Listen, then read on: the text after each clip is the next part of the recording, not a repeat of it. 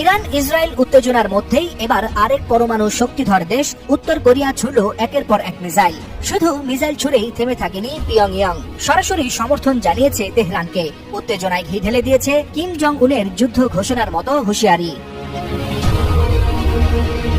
বৃহস্পতিবার সকালে উত্তর কোরিয়ার রাজধানী পিয়ংইয়ং এর সুনান থেকে একযোগে ছোড়া হয় 10টিরও বেশি মাল্টি লঞ্চার মিসাইল। গন্তব্য উত্তর পশ্চিম আকাশপথ। দক্ষিণ কোরিয়ার সামরিক বাহিনী জানায় এগুলো স্বল্প পাল্লার ব্যালিস্টিক মিসাইল, যা জাতিসংঘের রেজুলেশনের সরাসরি লঙ্ঘন। সামরিক বিশ্লেষকদের মতে এই মিসাইল ছোড়া নিছক কোনো সামরিক মহড়ার অংশ নয়, বরং আন্তর্জাতিক বার্তা। কারণ একদিকে যখন মধ্যপ্রাচ্য ইরান ইসরায়েল সংঘাতে উত্তাল, ঠিক তখন কিম জং উন জানিয়ে দিলেন ইরান একা নয়। প্রেসিডেন্ট কিম বলেন, আমরা আমাদের বন্ধুদের ত্যাগ করি না, ইরানকে আমরা পূর্ণ সমর্থন জানাই।